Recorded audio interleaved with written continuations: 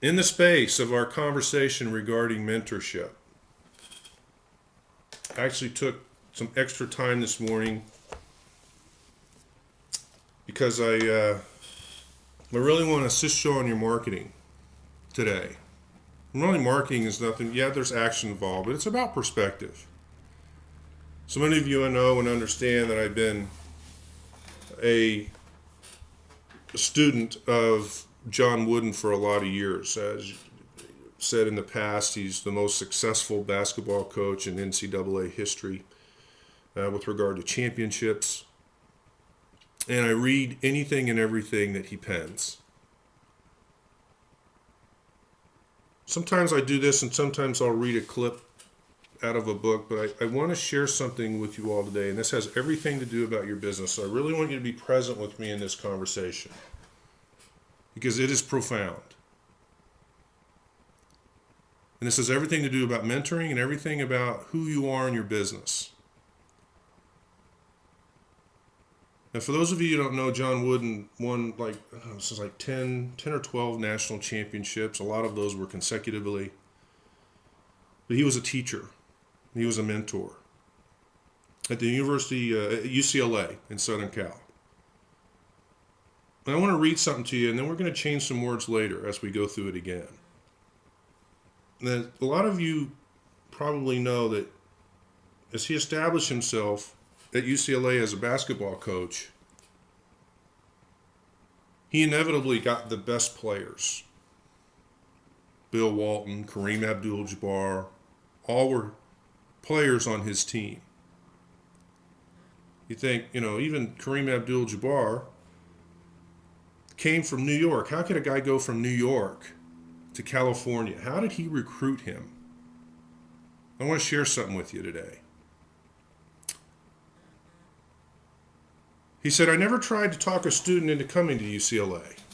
I tried to show him what was there and what to expect. I never told him he was going to play. I told him he'd have the opportunity to play.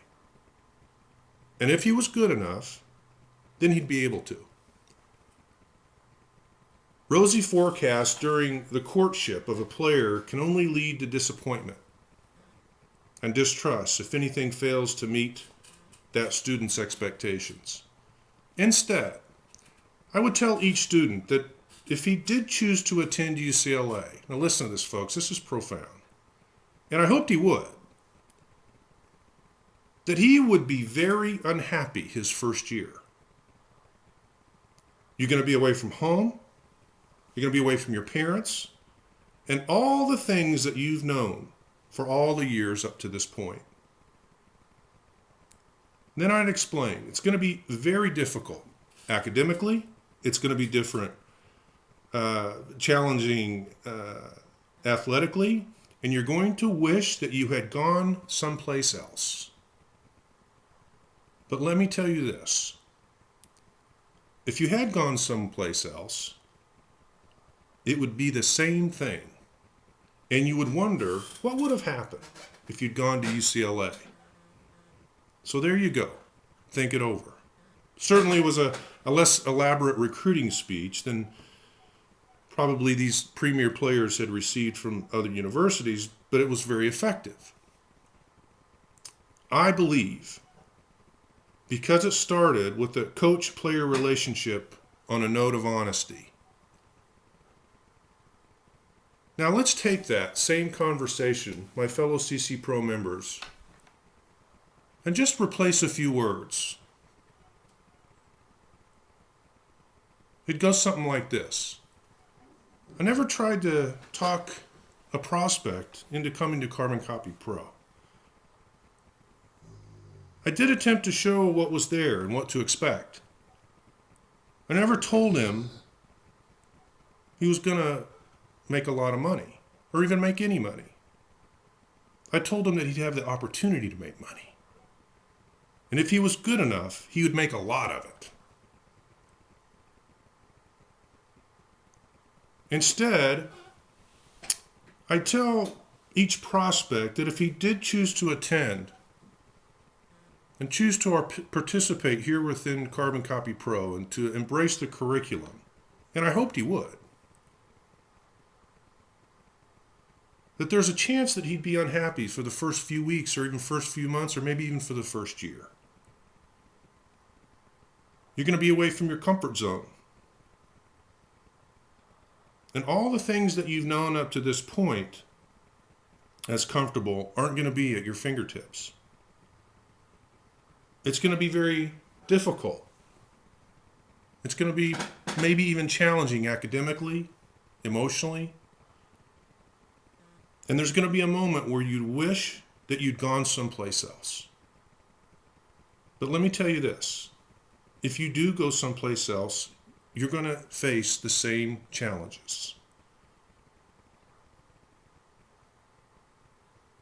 So there you go. Think it over. As I look back on my years of marketing, to a certain degree, I had that level. No guarantees. How are you showing up to your prospect, to the people who are purchasing applications? What kind of conversation are you really having?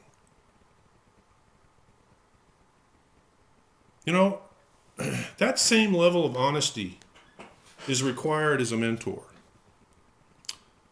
You have to be willing to identify a need, a weakness, or even an unpleasant reality, but also assure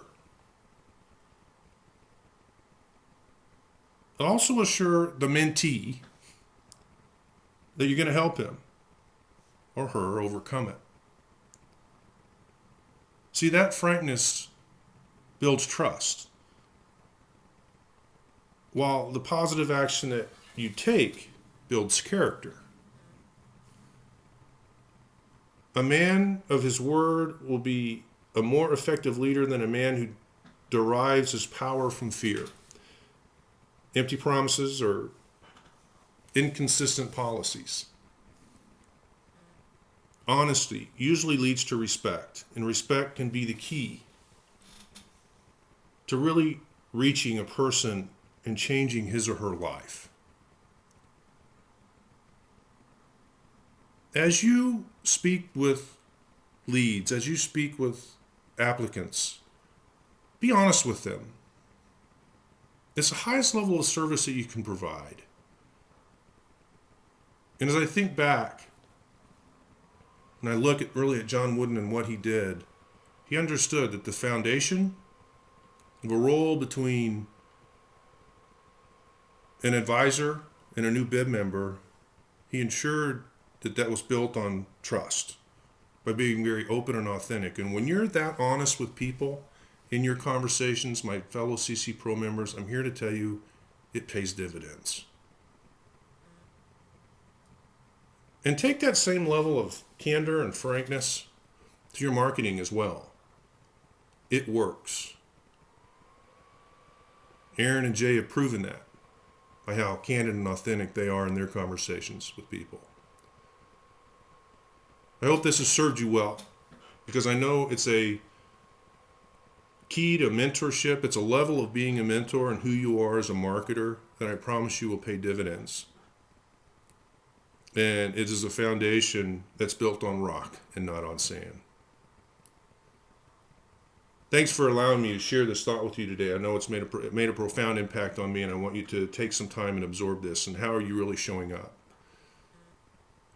Folks, be with me tonight on the Leadership Mastermind call. I'm looking forward to sharing Michael with you guys. And then afterward, obviously, we get to hear from the Rashkins. Really looking forward to that. Appreciate all that they do to give back. So today, folks, let's do this. Let's do something really good and really positive for somebody today. But do it in the knowing there's no way they could ever repay you. Today, the world will be better because of it. This call's a wrap.